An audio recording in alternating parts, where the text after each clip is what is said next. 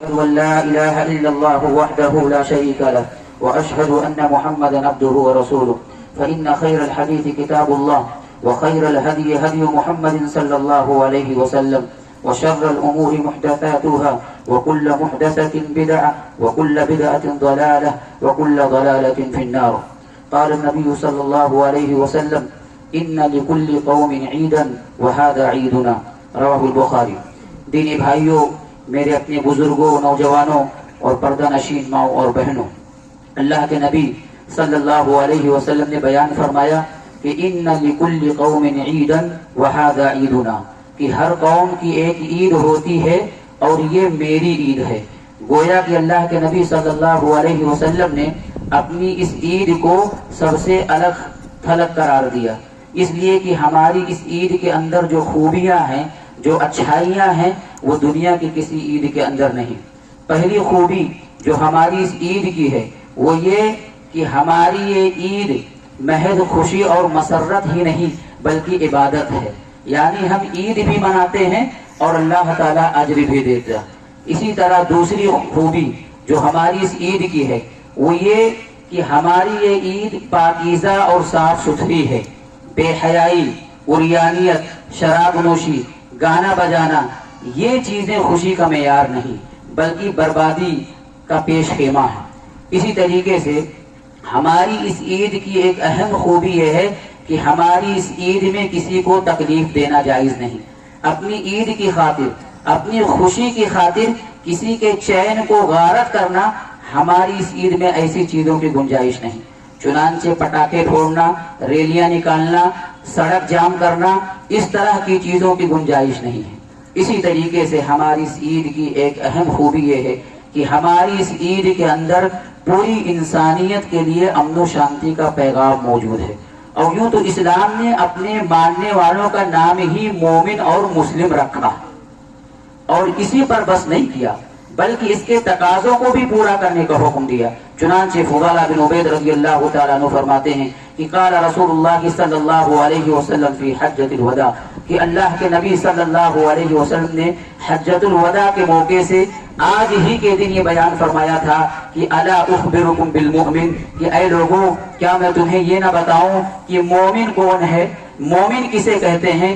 سنو، من امنہ الناس اموالہم، مومن وہ ہے کہ جس سے تمام لوگ، الناس تمام لوگوں کی جانیں اور ان کے اموال محفوظ ہوں.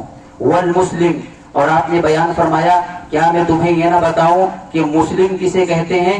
سنو، من سلم الناس من لسانہ ویدہ، مسلمان وہ ہے کہ جس کے ہاتھ سے اور جس کے زبان سے تمام لوگ، والناس تمام لوگ، اپنے ہوں یا غیر ہوں، کوئی بھی ہو، تمام لوگ محفوظ ہوں. میرے بھائیوں، اللہ کے نبی صلی اللہ علیہ وسلم نے امن و شانتی کا یہ عظیم پیغام اپنے آخری خطاب اور اپنی آخری وصیت کے اندر دیا تھا. اور ہر قوم کا پیشوا، ہر اور قوم کا رہبر اپنے آخری خطاب میں وہی کچھ کہتا ہے جو اس کی زندگی کا ماحصل ہوا کرتا ہے.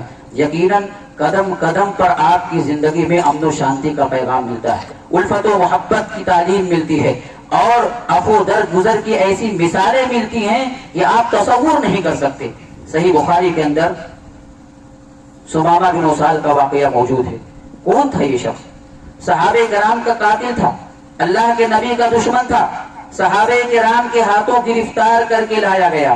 کہاں قید کیا گیا؟ دنیا کی سب سے مقدس جگہ مسجد نبوی کے اندر. احب البلاد الی اللہ مساجدها، سب سے مقدس جگہ مسجد نبوی کے اندر قید کیا جاتا ہے. اور قیدیوں کے ساتھ حسن سلوک دیکھیے. اللہ کے نبی صلی اللہ علیہ وسلم آتے ہیں اور کہتے ہیں ما عندک یا سمامہ، سمامہ تمہارا کیا حال ہے، تم کیسے ہو؟ صحابہ کرام کا یہ قاتل، اللہ کے نبی کا یہ دشمن جواب دیتا ہے ان تقتلنی تقتل ذا دمین، اے محمد اگر آپ مجھے قتل کریں گے تو یقیناً ایک خونی کو قتل کریں گے. وَإِن تُنْعِمْ عَلَى شَاكِرٍ، اے محمد اگر آپ مجھے معاف کر دیں گے میں آپ کا شکر گزار ہوں گا. وَإِن كُنْتَ تُرِيدُ الْمَالَ، اور اگر مال چاہیے، دولت چاہیے، مانگیے، کیا مانگ سکتے ہیں، میں دینے کے لیے تیار ہوں. میرے بھائیوں، اللہ کے نبی کا کردار، آپ کا کیریکٹر، آپ کا اخلاق اور آپ کی وہ مثالی زندگی، وہ شخصیت اللہ کے نبی نے دعوت نہیں دی، نبی نے ان کے ساتھ معاملہ کیا، نبی نے ان کے ساتھ ایسا برتاؤ کیا، وہ نبی سے اتنا متاثر ہوا کہ وہ مسلمان ہو گئے۔ یہ کوئی ایک واقعہ نہیں، ایسے کئی ایک واقعات ملتے ہیں کہ نبی کو دیکھ کر لوگ مسلمان ہو گئے، نبی کو دیکھ کر، نبی کی باتوں کو سن کر اتنا متاثر ہوئے کہ مسلمان ہو گئے۔ لیکن میرے بھائیوں مجھے معاف کیجئے اور کہنے دیجئے کہ آج قدم قدم پر اختلاف، قدم قدم پر انتشار، قدم قدم پر بغاوتیں، گھر ہو کہ باہر، مسجد ہو کہ مدرسہ، عیدگاہ ہو کہ قبرستان، ہر جگہ اختلاف، ہر جگہ انتشار، ہر جگہ بغاوتیں اور ہر جگہ جھگڑے، یہ مسلمانوں کا خاصہ بن چکی ہے، یہ مسلمانوں کی پہچان بن چکی ہے۔ کون سا ایسا خاندان گاؤں میں ہے، کون سا گھرانہ ایسا گاؤں میں ہے کہ جس کے اندر اختلاف نہ ہو؟ اللہ کی قسم، کہنے کے لیے تو مسلمان ہے، لیکن کوئی ایسا بھائی نہیں کہ اگر 5 بھائی ہو تو آپس میں بات چیت ہو، کوئی ایسا گھرانہ نہیں ہے کہ اگر 2 لوگ ہو تو آپس میں اختلاف نہ ہو۔ میرے بھائیوں معاف کیجئے گا، ہم اتحاد کی دعوت دیتے ہیں، ہم اتحاد کی بات کرتے ہیں، یاد رکھیے یہ اتحاد یہ ہمارے اپنے گھر سے شروع ہوتا ہے، یہ ہمارے اپنے خاندان سے شروع ہوتا ہے۔ بھائی سے بات نہ ہو، بہن سے بات نہ ہو، اپنے خاندان اور پٹیدار کے لوگ سے بات نہ ہو، اور ہم اتحاد کی بات کریں، ہم اپنوں کی بات کریں، ہم محبت کی بات کریں، ہم امن اور شانتی کی بات کریں، اس کا تصور نہیں کیا جا سکتا۔ یہ عید یہ موقع ہے، یہ عید یہ موقع ہے کہ ہم اور آپ اپنا جائزہ لیں۔ اگر ہم مومن ہیں، اگر ہم مسلمان ہیں، اگر ہم اتحاد کی بات کرتے ہیں، امن اور شانتی کی بات کرتے ہیں، محبت کی بات کرتے ہیں، رواداری کی بات کرتے ہیں، تو اس رواداری اور محبت کا آغاز ہمارے گھروں سے ہونا چاہیے۔ یہاں سے جانے کے بعد اگر کسی وجہ سے ہمارے بھائی سے اختلاف ہے، ہماری بہن سے اختلاف ہے، یا ہمارے گھر میں کسی اور سے اختلاف ہے، تو یہاں سے جانے کے بعد اس کو ختم کرنے کی کوشش کیجیے، اس کو ختم کرنے کی کوشش کیجیے، اس لیے کہ میرے بھائیوں بالآخر ہمیں مرنا ہے، ہم سب کو مرنا ہے، اور مرنے کے بعد اللہ کے پاس جانا۔ ہمارے اپنے بھائی سے بات نہیں، ہمارے اپنے لوگوں سے بات نہیں، کیا اللہ کو منہ دکھائیں گے، کیا منہ دکھائیں گے میرے بھائیوں؟ اسی طریقے سے ہماری اس عید کی ایک اہم خوبی یہ ہے کہ یہ ہماری یہ عید ایک عظیم کردار سے جڑی ہوئی، اور یہ کردار ہے حضرت ابراہیم علیہ السلام کا کردار۔ پوری زندگی آپ کی آزمائشوں میں گزری، بڑی امیدوں کے بعد، بڑی آرزوؤں کے بعد اللہ نے بچی سے نوازا، اللہ کا حکم آ گیا قربان کر دو۔ ابراہیم علیہ السلام اللہ کے ایک اشارے پر بچے کی قربانی دینے کے لیے تیار ہو گئے۔ یہ ان کا ایمان تھا، یہ جذبہ تھا، اور اللہ کے حکم پر عمل کرنے کا یہ شوق تھا کہ اپنے بچے کو قربان کرنے کے لیے تیار ہو۔ مگر میرے بھائیوں مجھے معاف کیجئے، کہنے دیجئے، آج جانور ذبح کر دیا جاتا، ہمارے دلوں میں احساس بھی پیدا نہیں ہوتا۔ آج جانور کا خون بہا دیا جاتا، ہمارے دلوں میں درد بھی نہیں اٹھتا۔ معاف کیجئے گا میرے بھائیوں، یہ قربانی جانور ذبح کرنے کا نام نہیں ہے، یہ قربانی خون بہانے کا نام نہیں ہے، بلکہ یہ قربانی احساس کا نام ہے کہ ہمارے دلوں میں یہ احساس پیدا ہو، ہمارے دلوں میں یہ جذبہ پیدا ہو کہ جس طرح حضرت ابراہیم علیہ السلام اللہ کے ایک اشارے پر اپنے لختے جگر کو قربان کرنے کے لیے تیار ہو گئے، اسی طرح اگر آج ضرورت پڑی اللہ کی راہ میں، اس کی اطاعت و فرما برداری کی راہ میں، اپنے مال کو قربان کرنے کی، اپنے گھر بار کو قربانی کرنے کی، اپنے اعزاء و اقارب کو قربان کرنے کی، اپنے رشتوں کو قربان کرنے کی، حتیٰ کہ اپنی اولاد اور خود اپنے آپ کو قربان کرنے کی، تو اس سے پیچھے ہٹنا تو دور کی بات، سنت ابراہیمی کو ادا کرتے ہوئے ذرہ برابر کی ہچکچاہٹ کا مظاہرہ نہیں کریں گے۔ اگر واقعی یہی جذبہ ہمارے دلوں کے اندر رہا تو ہماری بھی قربانیوں کو شرف قبولیت سے نوازا جائے گا، اس لیے کہ اللہ تعالیٰ کو یہی جذبہ مطلوب و مقصود ہے۔ جیسا کہ اللہ نے کہا کہ لن ینال اللہ لحومها ولا دماؤها ولکن ینالہ التقوی منکم، اے دنیا جہان کے لوگوں، اے دنیا والوں، یاد رکھو جو یہ قربانی پیش کرتے ہو، یہ جو جانور کو ذبح کرتے ہو، یاد رکھو نہ اس کا خون اللہ کو پہنچتا ہے، نہ تو اس کا گوشت اللہ کو پہنچتا ہے، بلکہ اللہ جو دیکھنا چاہتا ہے وہ تمہارا تقوی ہے، تمہارے دلوں کی کیفیت ہے، تمہارا وہ احساس ہے، تمہارا وہ جذبہ ہے جس جذبے کے تحت تم نے قربانی پیش کی ہے۔ چنانچہ یہ عید، یہ قربانی، یہ موقع ہے، یہ موقع ہے اپنے آپ کا جائزہ لینے کا، کہ ہم اور آپ اپنا جائزہ لیں کہ ہم نے اپنے آپ کو اللہ کی عبادت کے لیے کس قدر تیار کر رکھا ہے۔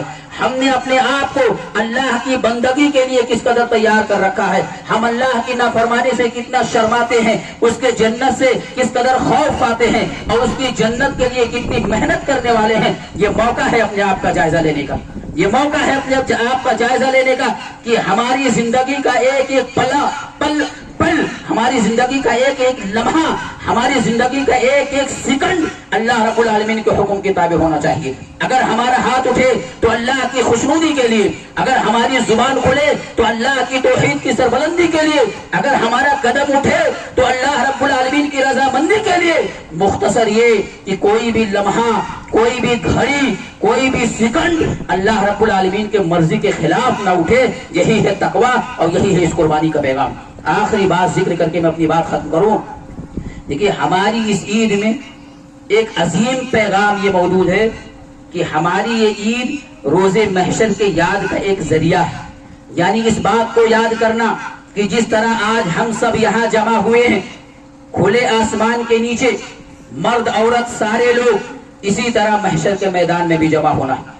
یہی وجہ ہے کہ اللہ کے نبی صلی اللہ علیہ وسلم عید کی نماز میں جن صورتوں کی تلاوت کیا کرتے تھے اس میں محشر کا تذکرہ ہوتا تھا، اور یہی وجہ ہے کہ اللہ کے نبی نے عید کے دن تمام لوگوں کو، چھوٹے بڑے مرد عورت حتیٰ کہ معذور خواتین کو بھی عیدگاہ پہنچنے کا حکم دیا، تاکہ یہ منظر یاد دلائے اس دن کو جس دن اسی طرح سارے لوگوں کو اللہ کے سامنے حاضر ہونا۔ لیکن اس دن کا منظر کچھ اور ہوگا، اس دن کا عالم کچھ اور ہوگا۔ آج ہمارے یہاں کوئی چھوٹا کوئی بڑا، کوئی امیر کوئی غریب، لیکن اس دن کا منظر کچھ اور ہوگا۔ ہم جس ابراہیم کی سنت پر عمل کرنے کے لیے یہاں جمع ہوئے ہیں، اس ابراہیم کی دعا قرآن میں موجود ہے، وَلَا تُخْزِنِي يَوْمَ يُبْعَثُونَ يَوْمَ لَا يَنفَعُ مَالٌ وَلَا بَنُونَ۔ اے اللہ اس دن رسوا نہ کرنا جس دن نہ مال کام آئے گا نہ اولاد کام آئے گی۔ میرے بھائیوں، اگر آج ہم کمزور ہیں تو کوئی سہارا دینے کے لیے تیار ہے، کوئی ہمارا بوجھ اٹھانے کے لیے تیار ہے، لیکن کل کوئی کسی کا بوجھ نہیں اٹھا سکتا۔ جس ابراہیم کی سنت پر عمل کرنے کے لیے ہم سب یہاں جمع ہیں، اللہ نے حضرت ابراہیم کے ذریعے یہ پیغام دے دیا، وَإِبْرَاهِيمَ الَّذِي وَفَّى أَلَّا تَزِرُ وَازِرَةٌ وِزْرَ أُخْرَىٰ وَأَن لَّيْسَ لِلْإِنسَانِ إِلَّا مَا سَعَىٰ، کہ کل قیامت کے دن محشر کے میدان میں کوئی کسی کا بوجھ نہیں اٹھا سکتا۔ ہر انسان کے کام وہی اعمال آئیں گے جس کو اس نے خود انجام دیا۔ میرے بھائیوں، آج ہم یہاں سے رخصت ہوں گے تو اپنے گھروں کو جائیں گے، مگر اللہ اکبر کل محشر کے میدان سے رخصت ہوں گے تو یا تو جنت یا تو جہنم، یا تو جنت یا تو جہنم۔ میرے بھائیوں، آج وہ موقع نہیں آیا ہے، لیکن مت بھولیے وہ موقع آئے گا، وہ گھڑی آئے گی۔ یہاں سے جانے کے بعد ہم سب اپنا محاسبہ کریں، ہم سب یہ جائزہ لیں کہ اگر اسی حالت میں ہم اللہ کے سامنے حاضر ہوتے تو ہماری کیا کیفیت ہوتی، ہماری کیا حالت ہوگی۔ اگر ہمارے اعمال اچھے نہیں ہیں، اگر ہمارا کیریکٹر اچھا نہیں ہے، ہماری اپنی زندگی اچھی نہیں ہے، تو یہاں سے جانے کے بعد اپنا جائزہ لیں، اپنی اصلاح کرنے کی کوشش کریں۔ میرے بھائیوں، آج ہم نے دنیا کو سب کچھ سمجھ لیا ہے، بس دنیا ہے، دنیا کی ہے دنیا، اور دنیا چاہے جیسی آئے، چاہے جھوٹ بولنا پڑے، حرام خوری کرنا پڑے، سب کچھ کرنے کے لیے تیار ہے۔ بس دنیا، بس دنیا۔ چھوٹی سی حاضری میں باغیرت نظر آنے کے لیے، اس چھوٹے سے مجمع میں باغیرت نظر آنے کے لیے دنیا بھر کی تیاریاں کرنے کے لیے تیار ہیں، مگر محشر کا میدان جس کا عالم یہ ہوگا کہ پوری زمین پر پھیلا ہوگا، اور جس میں ٹھہرنے کے مقدار کے بارے میں قرآن نے کہا کہ کان مقدارہ 50,000 سنہ، 50,000 سال کے برابر ہوگا۔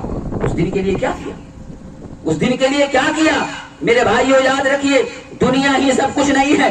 اگر دنیا ہی کی کامیابی یہ اصل کامیابی ہوتی تو اللہ تعالیٰ کبھی بھی اپنے نبی کو اس سے محروم نہیں رکھتا۔ اگر دنیا کی کامیابی یہی اصل کامیابی ہوتی تو اللہ تعالیٰ کبھی بھی اپنے صحابہ کو اس سے محروم نہیں رکھتا۔ صحیح مسلم کا واقعہ ہے، ایک مرتبہ اللہ کے نبی صلی اللہ علیہ وسلم لیٹے ہوئے تھے، عمر بن خطاب رضی اللہ تعالیٰ عنہ وہ اللہ کے نبی کے پاس آتے، اللہ کے نبی صلی اللہ علیہ وسلم نے ایک چٹائی پر لیٹے ہوئے، بستر نہیں، آپ نبی ہیں، آپ کو بستر نصیب نہیں، اللہ کے نبی لیٹے ہوئے، سر کے نیچے ایک تکیہ ہے، معمولی تکیہ، ایک مشکیزہ لٹک رہا ہے۔ عمر بن خطاب رضی اللہ تعالیٰ عنہ داخل ہوتے، اللہ کے نبی صلی اللہ علیہ وسلم اٹھ کے بیٹھ جاتے. عمر بن خطاب کا دیکھتے ہیں کہ اللہ کے نبی کے جسم اطہر پر نشان بن چکے, علامتیں بن چکی. عمر بن خطاب رو پڑتے ہیں, کہتے فقدرت عینایا, میری دونوں آنکھیں بہہ پڑی, میں رو پڑا. اللہ کے نبی نے کہا کہ عمر رونے کی کیا بات ہے, رونے کی کیا وجہ؟ عمر بن خطاب نے کہا کہ اللہ کے نبی میں کیوں نہ رو, میں کیوں نہ رو, آپ نبی ہیں, اللہ نے آپ کو پیغمبر بنایا, ورفعنا لک ذکرک, اللہ نے آپ کو ذکر کو بلند کیا ہے, آپ نبی ہیں. آپ کی یہ حالت, آپ کی یہ کیفیت. اور کیسر و کسرا کے بادشاہ کو دیکھتا ہوں, مشرکین کفار اور فجار کو دیکھتا ہوں, وہ عیش و عشرت کی زندگی گزار رہے ہیں, وہ مست ہیں, ساری چیزیں حاصل ہیں. اللہ کے نبی آپ کی یہ کیفیت. اللہ کے نبی کہتے ہیں کہ عمر تم دنیا چاہتے ہو یا آخرت چاہتے ہو, تم دنیا چاہتے ہو یا آخرت چاہتے ہو؟ اللہ نے کفار کے لیے یہ دنیا رکھا ہے, ہمارے لیے آخرت رکھا ہے. تو میرے بھائیوں, اصل زندگی آخرت کی زندگی ہے, اصل کامیابی آخرت کی کامیابی ہے. دنیا میں چاہے جتنا باغیرت نظر آئے, چاہے جتنا, لیکن آخرت برباد تو سب کچھ برباد میرے بھائیوں. اس لیے آخرت کی فکر کریں, آخرت کی تیاری کریں. اللہ سے دعا ہے کہ اللہ تعالی ہم سب کو دین کی صحیح سمجھ عطا فرما. آمین. اللہ سے دعا ہے کہ اللہ تعالی ہم سب کی حاضری کو قبول فرما. آمین. اللہ تعالیٰ سے دعا ہے کہ اللہ تعالیٰ ہمارے صفوں میں اتحاد پیدا فرما. آمین. اللہ تعالیٰ اگر ہمارے گھروں میں اختلاف ہے, انتشار ہے, تو اللہ اپنی رحمت سے اس کو دور فرما. آمین. ہمارے دلوں کو نرم کر دے, ہمارے اندر محبت ڈال دے. اللہ تعالیٰ اپنے فضل سے, بلکہ اللہ تعالیٰ تو عالم الغیب ہے, اپنے غیب سے ہم سب کی مدد فرما. آمین. ہمارے صفوں میں اتحاد پیدا فرما. آمین. محبت کے ساتھ, اخوت کے ساتھ, ہمدردی کے ساتھ اللہ ہم سب کو زندگی گزارنے کی توفیق عطا فرما. آمین. اللہ تعالیٰ ہم میں جو بھائی بیمار ہیں انہیں شفاء کلی نصیب فرما. آمین. جو بھائی مقروض ہیں اللہ ان کی قرض کی ادائیگی کا ذریعہ پیدا فرما. آمین. اللہ تعالیٰ ہم میں جو بھی پریشان ہو, جس انداز کی پریشانی ہو, اللہ تعالیٰ تو پریشانی کو دور فرما. آمین. اللہ تعالیٰ جب تک زندہ رہیں تب تک اسلام پر رہیں, آمین. اور جب ہماری موت ہو تو ایمان کی حالت میں ہو. آمین. آمین. واخر دعوانا الحمدللہ رب العالمین. آمین.